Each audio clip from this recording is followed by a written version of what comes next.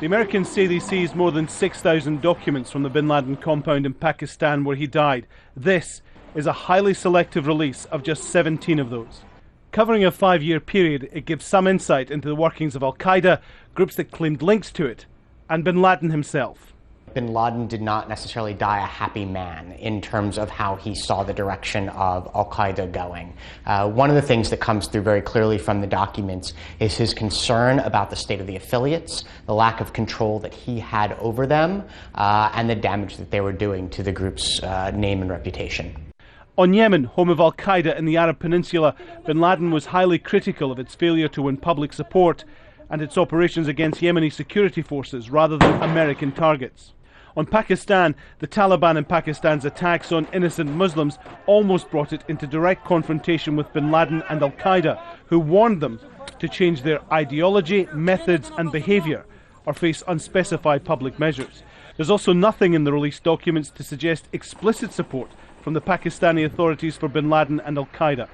On Iran, the documents suggest relations between the two were troubled, with Al-Qaeda mounting a covert campaign to secure the release of a number of people detained by Tehran, including members of bin Laden's family.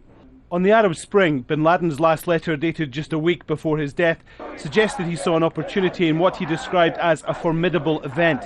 He thought Al-Qaeda should encourage people who'd not yet revolted and work towards the creation of a series of Islamic states.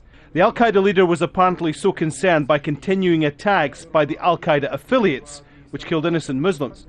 He wanted to relaunch the organization. He wrote, "I intend to issue a statement in which I would discuss starting a new phase to amend what we have issued," a reference to the previous killings. And as such, he continued, "we would regain the trust of a large portion of those who'd lost their trust in the Mujahideen." Until the end, bin Laden was convinced Al-Qaeda's focus should be targeting America and Americans, and he wanted another big attack to mirror the events of 9/11.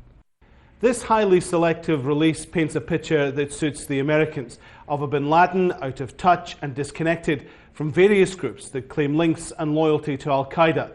But it also provides a fascinating insight into the man at the centre of the world's biggest manhunt and directly linked to the deaths of thousands. Alan Fisher, Al Jazeera, Washington.